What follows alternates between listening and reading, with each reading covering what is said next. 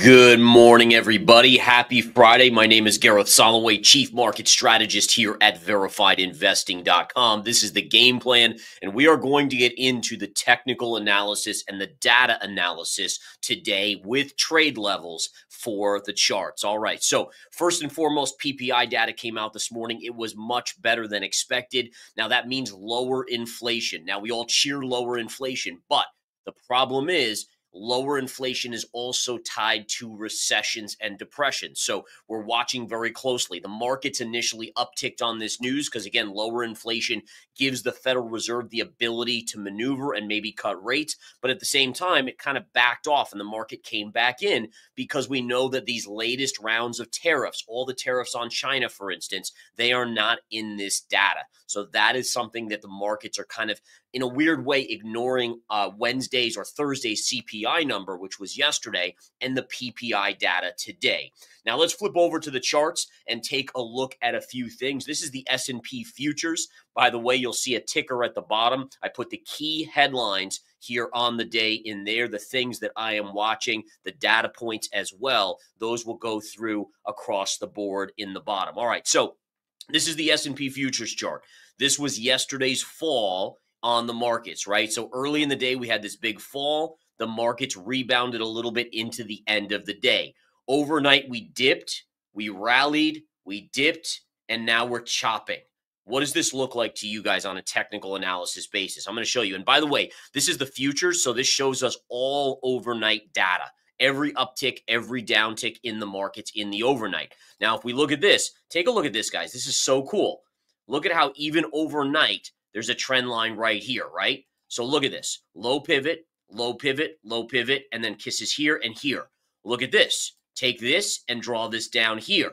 And we basically have what's called a wedge pattern in technical analysis. Okay, so that's number one. All right, that is the key here.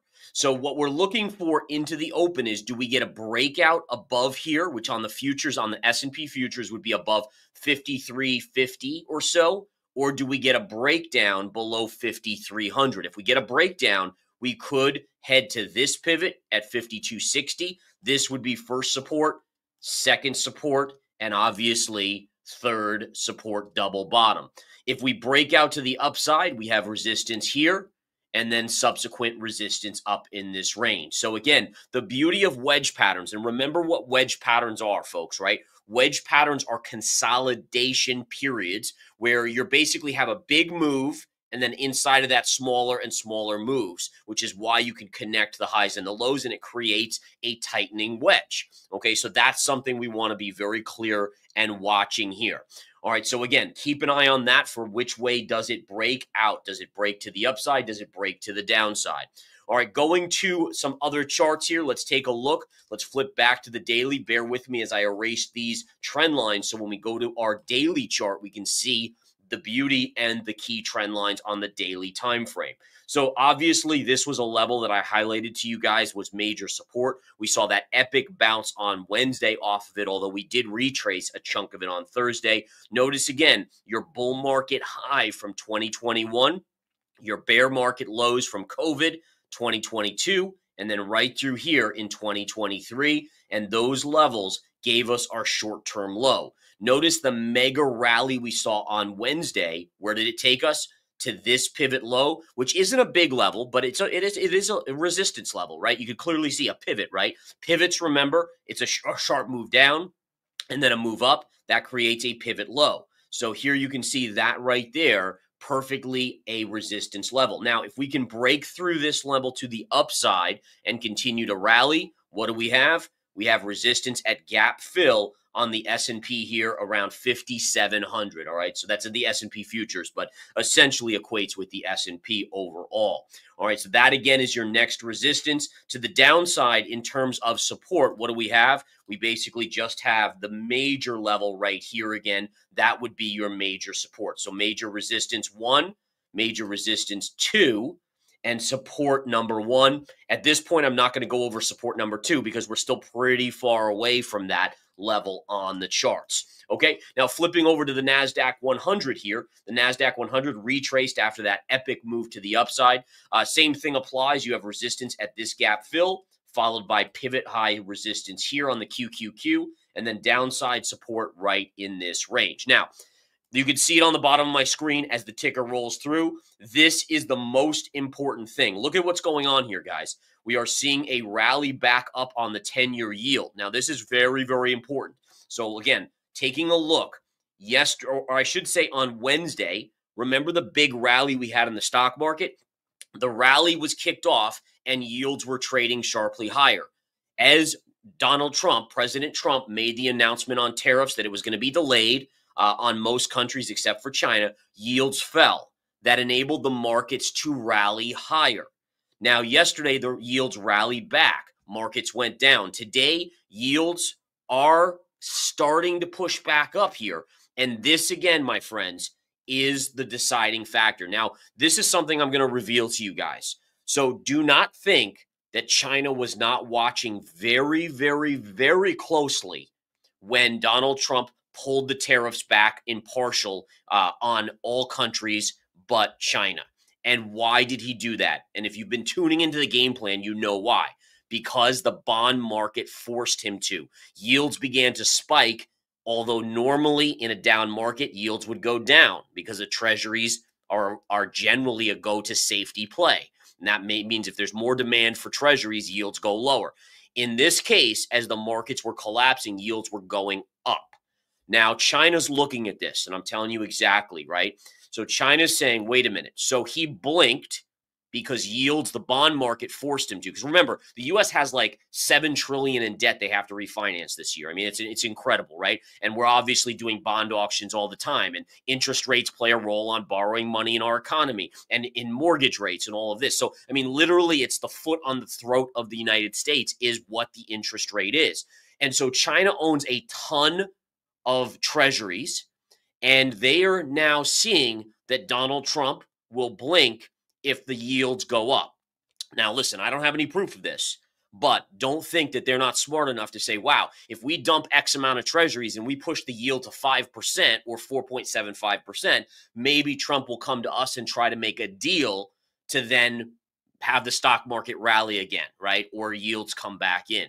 And so these are the things, at least in my mind, that I'm constantly analyzing as a technician, looking at charts and data to try to figure out. So these are things, again, we have to watch. And look, yields are pushing up. We're even going higher right now, guys. Look at this. Look at this pop on the 10-minute chart of the 10-year yield. We're all the way back now to 4.5%. Now look at this. If we look at the 10, and look at this, see the markets are starting to come in. This is the ES futures again. Now listen, we're still net positive, but if this continues, so what I mean is the S&P is still flat to positive. We're still hanging on to small gains today. But if we don't see yields pause or start to pull back, we're going to likely see the stock market begin to roll over. And this, again, this chart, the 10-year yield, which is now back to 4.5%. Not good for mortgages, the housing market, borrowing money, all of those things, and including the U.S. debt that has to be basically refinanced. If this keeps going up, that's going to be problematic, and we will see new lows on the S&P. All right, so that's something I want you guys watching. In addition, if we flip over to the DXY, look at the breakdown on the DXY. This is the dollar, folks. So if you don't know, the DXY is the dollar index. This is not good. Why? Because generally, the dollar is looked at as a safe haven asset, just like treasuries. When there's panic in the global picture, people generally and other countries buy U.S. dollars. Clearly, they are not doing that. The dollar is down basically at lows not seen now since, wow, how far do we have to go back here? We have to go back to 2022, all the way back here. And we've broken this trend line here which likely means further downside, probably down on the Dixie to about, and by the way, that's the shortened term for DXY, is Dixie, is down to the 97 or just below on the DXY chart here. All right, so again, there's a dislocation. A lot of people a couple years ago with crypto, they were all, oh, the dollar's done, the dollar, de-dollarization, we heard about that. Well, you know what? These tariffs, putting the screws to the rest of the world, to China, that's going to push other countries to say, wait a minute, we can't have the U.S. having so much control over us. We actually do need to figure out a way to de-dollarize, right? To get away from the US dollar. Now, is this good for gold? Heck yeah. You look at gold, gold is soaring again today. Is this good for Bitcoin? Longer term, yeah, frankly, it is. It's an alternative to the US dollar. Absolutely. And we'll look at that chart in just a little bit. All right, flipping over to earnings. JP Morgan reported earnings this morning right here. This is the pre-market data on the 10-minute chart. This is a pop on earnings, and then look, it's rolling over here. Now, is it rolling over because the earnings were bad? No, not really. It's rolling over because yields are going higher. That's not good for the economy. And it's also just kind of saying, listen, JP Morgan is still relatively highly valued. So even though the bank earnings overall were very, very good, and if we look at Morgan Stanley reported earnings, but look, it's coming down. Now, it's not down a lot, but BlackRock reported earnings. All right, the stock barely moving, inching back down a little bit. Wells Fargo reported earnings. That stock, again, initially popped on earnings here and is now falling back to the wayside and heading lower. And again, the point being is that these companies, especially the CEOs, are sending out warning signals. Why? Well, Jamie Dimon said it today. He said the U.S. economy is in a really bad place right now, in a turbulent zone. And that ultimately is not good for further earnings. Like if you're trying to price in where JP Morgan should be valued in a year, how do you even do that as an analyst or a technician or anything? I mean, basically you have only the charts to go by, which is what I use, which is helpful because it actually tends to be more right than wrong. But if you're someone who uses fundamentals, what are the earnings going to be next year on JPPM? What are they going to be on Wells Fargo? What are they going to be on any of these stocks? We don't know. And by the way, you saw at the bottom of the screen, we had China jacking up tariffs to 125%. The U.S. is tariffing back at 145%. And one of the interesting things that China said was, they said, guys, we're going to stick at 100. Even if the U.S. raises tariffs, there's no point in us raising tariffs anymore on the U.S. goods higher than 125%, because its goods are going to be so expensive that no one's going to buy them anyways. And I hate to say that, but that's the same in terms of goods coming over from China, 145% more like per widget or per shirt or per shoe. I mean, are you really going to go out and spend, like, let's say a pair of Nikes? I don't even know what they cost anymore, like $125, maybe cheap. I don't really know. But the point being, by the way, you can tell I don't really buy Nikes or not into shoes that much. But the point being is that, are you really going to pay, if you're used to paying $125, you're going to pay $300 for that same pair of Nikes? I certainly wouldn't. But again, I'm not a shoe guy then, in all fairness. But I guess that's my point is, how many of us, especially with the economy and inflation going where it is, are going to be paying 145% more for these goods from China? I don't think a lot of people will, personally. All right. So again, the economies between China and the U.S. likely coming to a standstill. Let's take a look at a few of these other charts here. What do we have up here? We have NVIDIA. NVIDIA, again, if we look pre-market, this was up earlier in the day. Look, as yields are going up, it's starting to put pressure on these stocks. Okay, so again, we're starting to see that coming in. Bitcoin, flipping over to Bitcoin. Now, Bitcoin is up a little bit, probably being helped because the dollar continues to go lower. I do think there is a component here of a goldish type digital asset. It's not fully there yet, but it slowly is maneuvering towards that. So again, nice to see Bitcoin up. The question I would have for Bitcoin is, number one, it hasn't broken resistance yet. So that's something you're watching. And number two is, if the stock market really takes a tumble, can Bitcoin withstand the panic of investors that are invested in stocks that are panicking and selling everything? And that's the bigger question there. Let's look quickly at gold. Gold continuing to be a rock star. Look at this, guys. This is a little bit of resistance. I'm curious, by the end of the day, do we kind of come in this range? I did start to nibble in the early session today on a short on gold. So I'll just be honest with you guys with that. That's with commodity members. They got my exact entry, my exact ETF that I'm using on that. But again, I did nibble on a short on gold this morning. And again, I do think we are potentially seeing that next pullback. Remember, I was short over here on gold. I actually covered, thank goodness, right here at technical support with members of the commodity service. And then I've just reopened a short right up in this range on gold today. Silver, I am long some silver with commodity members. So far, so good. We picked it up over here, right in this range, and it has bounced up nicely, and we are continuing to maneuver higher here. This is a short-term target here. I likely will take profits on silver up into that range, as again, I am a swing trader. If we look at oil today, oil is inching back down. Remember, any sort of struggle here in the economy or higher tariffs or whatever it may be, it's going to put pressure on something that is so intricate to the global economy. Remember, China is the biggest importer of oil, and the tariffs from the U.S. are going to slow their economy, right? Their economy was already slow. It's going to slow it even more. And so really, where is oil going to go? I mean, unless something happens where, I mean, listen, if a deal is struck with the Trump administration and the Chinese, well, then, yeah, oil should bounce. But until then, it's going to slow the economy.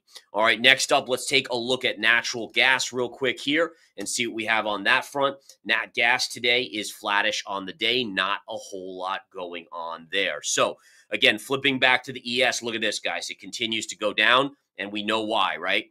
We simply know why. The 10-year yield, this is putting pressure. So if you want to watch one chart today, watch the 10-year yield. And it would help if I could type it in correctly here on the charts. Look at this run on the 10-year yield. Now it's pulling back a little bit. See this pullback? If we flip back to the ES, look at how the ES is getting a little bounce here. So you can see the correlation or inverse correlation of these two charts. But I just want to reiterate that legit, the 10-year yield and the bond market is the factor to watch. And the Chinese are fully aware of that, as is the rest of the world. And if you're going to put the screws to the U.S., that's what you have to do. Okay, the U.S. doesn't import enough from, well, China, yes, but the key is the bond market. The bond market is the megalith. That's the Megatron of the financial world. And if that gets nasty, if that gets crazy, that's going to be what's going to push the hand of the government of Trump to potentially make a deal. All right, guys, I got to get to my trading room. It's been an amazing few weeks of day trading and swing trading. Let's see if it continues today into next week. Thank you guys again from the bottom of my heart for supporting us here at Verified Investing, of looking at charts more on a technical basis with the data versus the hype and this and that. It's so much nonsense out there. Mainstream media narratives, social media hype. I really want to be the place where you guys come for the facts, not the nonsense. And I thank you all for your support. Have a great, great weekend, guys. Actually, I'll do a weekday update today at the end of the day, going into the weekend. But either way, have a great weekend if I don't talk to you till then. Take care.